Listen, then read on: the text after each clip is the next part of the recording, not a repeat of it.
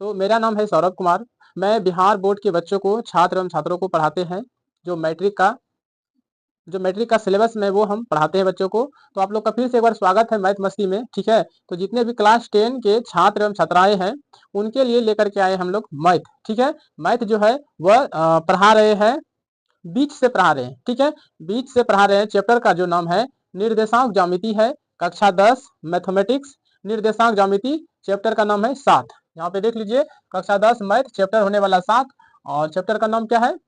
Chapter का नाम है निर्देशांक ज्यामिति। ठीक है, तो हम लोग क्या करेंगे, पार्ट 1, पार्ट 2, पार्ट 3, पार्ट 4 करके ऐसे करके छोटे छोटे पार्टों में इनको तोड़ तोड़ के पढ़ेंगे। ठीक है, तो चलिए बिना देर के हुए इस क्लास को हम लोग यहीं शुरू करते हैं। ठीक, इसमें जानेंगे क्या, पहले हम लोग समझेंगे इस चैप्टर के बारे में, बेसिक चीज समझेंगे। जैसे पहले समझेंगे इसका चतुर्थांश क्या होता है, फिर चतुर्थांश के बारे में समझ जाएंगे। उसके बाद समझेंगे मूल बिंदु से किसी भी बिंदु का दूरी कैसे निकालेंगे। ठीक है, फिर उसके बाद समझेंगे भुज और कोटि, भुज और कोटि। उनके बाद चलेंगे दूरी, कैसे दो बिंदु के बीच की दूरी हम लोग निकालते हैं, वो चर्चा करेंगे। फिर विभाजन सूत्र चलेंगे, फिर उसके बाद त्रिभुज का क्षेत्रफल चलेंगे, कैसे त्रिभुज का क्षेत्रफल निकाला जाता है। ठीक है, x1 y1 x2 से बनने वाले त्रिभुज का क्षेत्रफल कैसे निकालते हैं, समझ आ गया। और आपको मैथ मस्ती में इसी तरह का वीडियो आपको मिलते रहेगा। मुश्किल से 10 से 15 मिनट का वीडियो बनेगा। पार्ट 1, पार्ट 2, पार्ट 3 करके इसे आपको पूरा कंप्लीट करा दिया जाएगा। ठीक है, प्ले लिस्ट में ये वीडियो सब मिल जाएगा आपको। ठीक है, ये जो है ना, बीच से हम लोग शुरू कर रहे हैं, समझ में आ गया, बीच से। ठीक, तो चलिए वीडियो को शुरू करते हैं। और हाँ, वीडियो को पूरा अंत तक देखना, और जो लाइक नहीं किया लाइक करके सब्सक्राइब कर दीजिएगा, ताकि आपको ऐसा वीडियो फिर मिलते रहेगा। ठीक है, समझ में आ गया, तो चलिए शुरू करते हैं। सबसे पहला जो टॉपिक इसमें होने वाला है वो है चतुर्थांश। क्या होने वाला है? चतुर्थांश। क्या होने वाला है? चतुर्थांश। ठीक, क्या होने वाला है? चतुर्थांश होने वाला। देखिए ध्यान से समझिए, चतुर्थांश कहते हैं किसको? देखिए, चतुर्थांश किसको कहते हैं? किसी भी चीज को 4 टुकड़ों में बांट दीजिए, वही आपका चतुर्थांश कहलाता है। ठीक, किसी भी हिस्सा को 4 टुकड़ों में बांट दीजिए, वही क्या कहलाते हैं? चतुर्थांश। जैसे एक रोटी है, उसको 4 टुकड़ों में बांट दीजिए, क्या कहलाएगा? चतुर्थांश। यानी कि 4 टुकड़ों में क्या हो गया, वो बट गया। ठीक, अब इसका नाम, पूरे का नाम चतुर्थांश। देखिए इसका जो नाम होता है एक्स एक्सिस होता है, और ये जो रेखा होता है वाई एक्सिस होता है। ठीक, अभी समझिए ध्यान से, ये जो खड़ा रेखा रहता है इनको एक्स एक्सिस, और जो गिरा हुआ रहता है वाई एक्सिस बोलते हैं। तो पूछेगा एक्स एक्सिस और वाई एक्सिस के कटान बिंदु को क्या कहते हैं? तो कहते हैं भैया इसको मूल बिंदु कहते हैं। क्या कहते हैं? मूल बिंदु कहते हैं। इसको कौन सा बिंदु कहते हैं? मूल बिंदु कहते हैं। ठीक, और ये जो चतुर्थांश हुआ, ये प्रथम चतुर्थांश हुआ। कौन सा चतुर्थांश हुआ?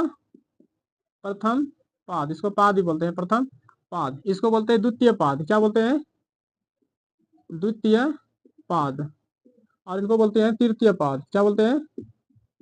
तृतीय पाद। और इनको बोलते हैं, चौथा भाग है तो हो गया चतुर्थ पाद। क्या हो गया? चतुर्थ पाद। इसको नाम आप लोग अच्छे से याद रखिएगा, तभी मजा आएगा, नहीं तो नहीं आने वाला है। ठीक है, प्रथम पाद, द्वितीय पाद, तृतीय पाद और ये चतुर्थ पाद। ठीक, अब समझते हैं कि जो प्रथम चतुर्थांश होते हैं उसमें क्या क्या होता है। जो प्रथम चतुर्थ होते हैं उनको कहते हैं प्लस कोमा प्लस। इसका मतलब हुआ सर कि जो पहला घर होगा उसमें प्लस कोमा प्लस होगा। समझ में आ गया। उसके बाद दूसरा जो घर होता है वो होता है उसमें माइनस कोमा प्लस। दूसरा घर में क्या आता है? Minus coma plus. ठीक, इनको अच्छे से याद रखिएगा यहाँ से। और इसमें टोटल कितने मार्क्स से पूछे जाते हैं इस चैप्टर से? अगर हमसे पूछेगा तो हम बोलेंगे टोटल ये 10 नंबर का पूछा जाता है। कितना नंबर का? Total 10 number. तो पहला घर में प्लस प्लस, दूसरा घर में माइनस प्लस, तीसरा घर में होता है माइनस कमा माइनस। तीसरा घर में क्या आता है? Minus comma minus. और चतुर्थ घर में क्या आता है? चतुर्थ में plus comma minus, plus comma minus. I hope कि आप लोग को समझ में आ रहा होगा। ठीक है, इसको याद कैसे रखेंगे भाई? तो पहला घर में प्लस प्लस, तो इसका कोना प्लस प्लस का उल्टा क्या होगा? तीसरा घर होगा माइनस कमा माइनस होगा। और फिर दूसरा घर में माइनस प्लस है तो तीसरा में क्या होगा? इसका उल्टा, तो प्लस कमा माइनस। ठीक, आई होप कि आप लोग को समझ में आ गया होगा। समझ में आ गया होगा तो वीडियो को लाइक शेयर कीजिए। ठीक, ये समझ में आ गया। अब आपसे पूछते हैं, आप लोग बताइए पहला घर में, तो पहला घर में बोलिएगा प्लस कमा प्लस, दूसरा घर में माइनस कमा प्लस, तृतीय पाद में माइनस कमा माइनस, चतुर्थ पाद में क्या होगा? Plus comma minus. ठीक, प्लस कमा माइनस। ठीक, ये चतुर्थांश होता है। ठीक है, इनको अब अच्छे से याद रखिएगा, तभी समझ में आएगा, नहीं तो समझ में नहीं आएगा। आवाज वगैरह सब क्लियर है? क्लियर है। ठीक, अब हम लोग समझते हैं आगे, इससे प्रश्न कैसे पूछेगा। इससे प्रश्न कैसे पूछेगा वही आप लोगों को बता रहे हैं। देखिए पहला जो पूछेगा आपसे प्रश्न, पूछेगा कि जो है 2,4 ये किस चतुर्थांश में, ये किस किस चतुर्थांश में है? किस चतुर्थांश में? तो बताइए 2,4 ये दोनों क्या है? प्लस में है, दो भी प्लस में और 4 भी प्लस में, किस चतुर्थांश में जाएगा? तो इसका उत्तर होगा प्लस प्लस, है ना। तो प्लस प्लस ये प्रथम किस में जाएगा? इसका उत्तर हो जाएगा प्रथम पद। क्या जाएगा? प्रथम, प्रथम पाद। क्या जाएगा? प्रथम पाद में चला जाएगा। समझ में आ गया? अब ये बताइएगा तो दूसरा नंबर सवाल, -3 -4 बताइए तो ये किस चतुर्थांश में जाएगा? कमेंट बॉक्स में भर दीजिएगा किस चतुर्थांश में जाएगा। तो इसका मतलब है ये किस चतुर्थांश में जाएगा? तो सर इसका उत्तर होने वाला है, देखिए माइनस, मतलब -3 -4 यानी कि माइनस माइनस किस में जाएगा? तृतीय पाद में। किस में जाएगा? तृतीय पाद में। किस में जाएगा? तृतीय पाद में। आई होप कि आप लोग को समझ में आ रहा होगा। आ रहा है तो वीडियो को लाइक कीजिएगा, ठीक। किसमें जाएगा? तृतीय पाद में। उसके बाद तीसरा पॉइंट बताइएगा तो 1/2 -9 ये किस चतुर्थांश में जाएगा? देखिए आपसे कैसे भी क्वेश्चन पूछेगा, बस आपको प्लस और माइनस पे ही ध्यान देना है, आपसे आंसर चुटकी में बनना चाहिए, ठीक। तो 1/2 -9 किसमें जाएगा? जल्दी से बोलिए तो ये जाएगा चतुर्थ पाद में। देखो 1/2 ये भी प्लस में है, ये माइनस में, प्लस और माइनस का खेला, प्लस माइनस, तो बोलिएगा ये चतुर्थ पाद में। किसमें जाएगा? ये चौथा में जाएगा, चतुर्थ में जाएगा। किसमें जाएगा? चतुर्थ पाद में। देखिए समझ में आ रहा है? देखिए अगर आप कमजोर है तो इसमें आपका कोई कसूर नहीं है। आप मान लीजिए कि हम कमजोर है, लेकिन आज के बाद ये बोलना कि हम कमजोर नहीं है, बस आपको मेहनत करना है। जितना आपके दोस्त वगैरह सब है, जितना मेहनत करता है 2 घंटा करता है 3 घंटा, तो आप उससे ज्यादा मेहनत कीजिए। अगर वो तुम्हारा दोस्त 2 घंटा मेहनत करता है तो आप 6 घंटा मेहनत कीजिए, तभी उसके लेवल में आ जाइएगा, नहीं तो आप पीछे रह जाइएगा। समझ में आ गया ना मेरी बातों को? हाँ, आप कमजोर है, इसमें आपका कोई गलती है क्या? बिल्कुल नहीं है। अब कमजोर रहेगा तो आपका गलती है, ठीक। तो आगे बढ़ते हैं, अब बता के जाइएगा। चौथा प्रश्न, -3 -6 बताइए तो ये किस चतुर्थांश में जाएगा बाबू? बताइए तो। हाँ, एक लड़का बताया, रोहित कुमार, ये सर तृतीय में जाएगा। बिल्कुल सही है। माइनस माइनस किस में जाएगा? तृतीय पाद में। किस में जाएगा? तृतीय पाद में। किस में जाएगा? तृतीय पाद में। गुड, बहुत अच्छा रोहित कुमार, गुड, एक लाइक पे बनता है तृतीय में। अब बताना राहुल, पांचवा लास्ट प्रश्न है, √2 √2 ये किस चतुर्थांश में जाएगा? बताइए तो। सर प्लस प्लस है, ये जाएगा प्रथम पाद में। गुड, देखिए ये भी प्लस में, ये भी प्लस में, किस में जाएगा? प्रथम पाद में जाएगा। गुड, आई होप कि आप लोग को समझ में आ गया होगा कैसे सर आपको लोगों को पढ़ा रहे हैं। चतुर्थांश से एक भी क्वेश्चन आपका नहीं छूटेगा, ये मेरा 100% गारंटी है, ठीक है। ये चतुर्थांश है, ठीक है। आप इनको याद रखिए, इन्हीं को देखिएगा, ठीक है। तो बताइए मूल बिंदु का निर्देशांक क्या आता है? मूल बिंदु का निर्देशांक 0,0, इनको याद रखिएगा। क्या याद रखिएगा? मूल बिंदु का निर्देशांक, मूल बिंदु का निर्देशांक क्या आता है? 0,0 होता है।